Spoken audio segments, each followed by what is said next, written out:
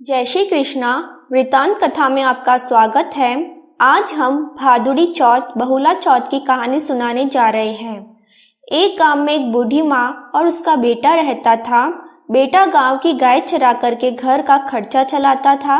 उसकी माँ चौथ माता का व्रत करती थी। वह भादुड़ी चौथ को चूरमे के 5 लड्डू बनाती थी। इसमें से एक चौथ माता के चढ़ाती, एक गणेश जी के चढ़ाती, एक हाथ का निकाल कर दान करती, एक बेटे को खिलाती और एक खुद खाती थी।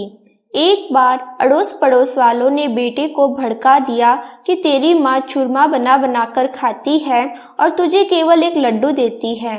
लड़का यह सुनकर भड़क गया कि माँ तो चूरमा खाती है और मुझे सिर्फ एक लड्डू देती है, बाकी ठंडी रोटियां खिलाती है।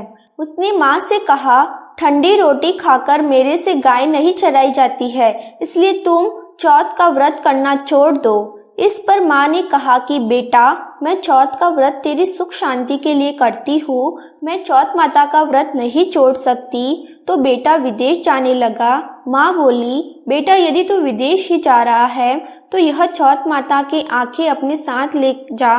यदि तेरे पर कोई संकट आवे तो चौथ माता का नाम लेकर इन्हें पूर देना, तेरा संकट टल जाएगा। लड़का उन आंखों को लेकर विदेश में चला गया। रास्ते में एक नदी आई। उस पार जाने का कोई साधन नहीं था। उसे माँ की बात याद आई और उसने आंखें निकालकर चौथ माता का नाम लेकर पूर दिए। तो चौथ माता की कृपा से नदी का पानी दोनों तरफ बटकर रास्ता निकल गया। आगे उसे एक भयंकर जंगल में गुजरना पड़ा तो वह रास्ता भटक गया। उसने वहां भी आंखें पूर कर कहा कि हे चौथ माता, तू सच्ची है तो मुझे रास्ता दिखा। इतना कहते ही उसे रास्ता मिल गया। आगे चलकर वह एक गांव में पहुंचा। उस गांव के राजा के यहाँ रोजाना बर्तनों का एक अहाव पकता जिसमें एक आदमी की बलि दी जाती थी। वह लड़का एक बुढ़िया के घर पहुंचा तो उसने देखा कि बुढ़िया रो रही है। लड़के ने बुढ़िया से पूछा, तुम्हें क्या दुख है, क्यों रो रही हो? बुढ़िया बोली, मेरे एक ही बेटा है और कल राजा उसकी बलि चढ़ाएगा। इस पर लड़का बोला, माँ घबरा मत, तेरे बेटे के बदले तू मुझे भेज देना, तू मुझे भर पेट भोजन करा दे। भोजन करके बुढ़िया ने अपने लड़के की जगह उसको सुला दिया। दूसरे दिन राजा का बुलावा आया तो बुढ़िया ने उस लड़के को भेज दिया। राजा के नौकर उसे ले जाकर अहाव में चुनने लगे तो वह आंखें पूर कर जल का कलश लेकर बैठ गया और बोला कि हे चौथ माता, तू मेरा संकट टालना। अहाव चुनकर आग लगा दी गई। महीने भर में पकने वाली अहाव एक ही दिन में पक गया। यह जानकर राजा को बड़ा अचरज हुआ। राजा खुद देखने आया और नौकरों को अहाव के कलश उतारने को कहा।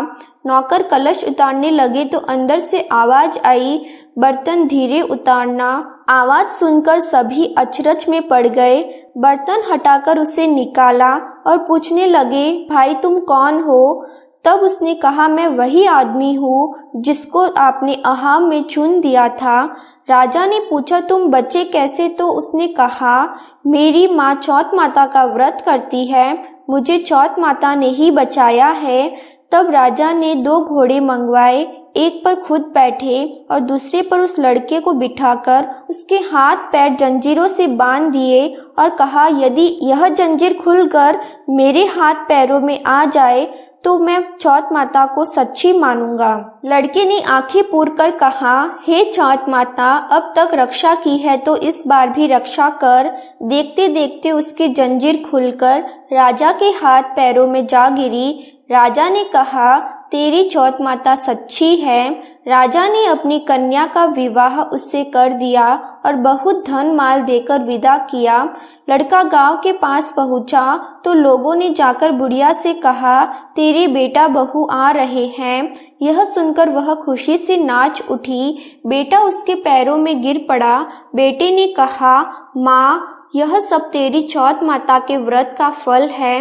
इसके बाद उसने सारे नगर में डुंडी पिटवा दी कि सभी चौथ माता का व्रत व पूजन करे। राजा ने भी कहला दिया कि सब चौथ माता का व्रत करेंगे। हो सके तो 12 महीने की नहीं तो 4 चौथ का व्रत अवश्य करना। बोलो जय चौथ माता की जय। भाद्वा चौथ की दूसरी कहानी। एक साहूकार के एक बेटा बहू थे। बेटा व साहूकार दोनों ही कुछ भी कमाते नहीं थे। बड़े बूढ़ों का धन था, उससे काम चलाते थे। जब भी बहू बाहर कचरा डालने जाती तो पड़ोसन उससे पूछती, बहू आज क्या खाना खाकर आई है? तब वह कहती, वही ठंडी बासी रोटी खाकर आई हूँ। एक दिन यह बात साहूकार के बेटे ने सुन ली। उसने अपनी माँ को सारी बात बताई और पूछा कि माँ, तू तो बहू को रोज गरम गरम खाना परोसती है, तब भी यह पड़ोसन से कहती है कि वही ठंडी बासी रोटी खाकर आई हूँ। तब उसकी माता बोली, बेटे, मैं तो चारों थालियाँ बराबर गरम गरम खाने की परोसती हूँ। यदि तुझे मुझ पर विश्वास नहीं हो तो अपनी आंखों से देख लेना। तब दूसरे दिन बेटे ने तबीयत खराब का बहाना बनाया और चादर ओढ़कर लेट गया। उसने देखा बहू ने गरम खीर खांड के भोजन किए। बहू नीचे उतरी तो बेटे ने उसका पीछा किया। पड़ोसन के पूछने पर बहू ने पड़ोसन से वही बात दोहराई। तब उसका पति उठा और उससे कहने लगा कि अभी अभी तो तू गर्मा गर्म खाना खाकर गई है और तूने पड़ोसन से झूठ क्यों कहा कि मैं ठंडी बासी रोटी खाकर आई हूँ? तब उसकी विद्वान पत्नी ने कहा कि यह न आपकी कमाई हुई रोटी है और न आपके पिताजी की। यदि इस तरह से बैठे बैठे धन को खर्च किया जाएगा तो कुएं के पानी की तरह एक दिन पूरा समाप्त हो जाएगा। तब उसका पति विदेश कमाने के लिए गया। पीछे से उसकी पत्नी 12 महीने का चौथ का व्रत करती थी। उसको परदेश में रहते हुए 12 वर्ष व्यतीत हो गए। चौथ माता व बिंदायक जी ने सोचा, अब इसके पति को घर बुलाना चाहिए, नहीं तो हमें इस कलयुग में कौन मानेगा, कौन पूजेगा। चौथ माता लड़के के सपने में जाकर बोली कि तू घर चला जा, तेरी पत्नी तुझे याद करती है। तब वह बोला कि मैं कैसे चला जाऊं, मेरे यहाँ पर बहुत बड़ा कारोबार फैला हुआ है। तब चौथ माता बोली कि सुबह एक दीपक जलाकर चौथ माता का नाम लेकर बैठ जाना, देने वाले रुपए दे जाएंगे और लेने वाले ले जाएंगे। उसने सुबह उठकर वैसा ही किया और उसका सारा कारोबार एक दिन में ही सिमट गया। जब वह घर जाने के लिए रवाना हुआ तो रास्ते में उसे एक सांप आग के पास जाता हुआ मिला। लड़के ने सोचा सांप जल जाएगा तो उसने सांप को भगाने के लिए सिसकारी भरी, लेकिन तभी नागराज बोले कि हे पापी दुष्टी, मैं तो सांप योनि से मुक्त हो रहा था, लेकिन तूने मुझे सिसकार दिया, इसलिए अब मैं तुझको डसूंगा।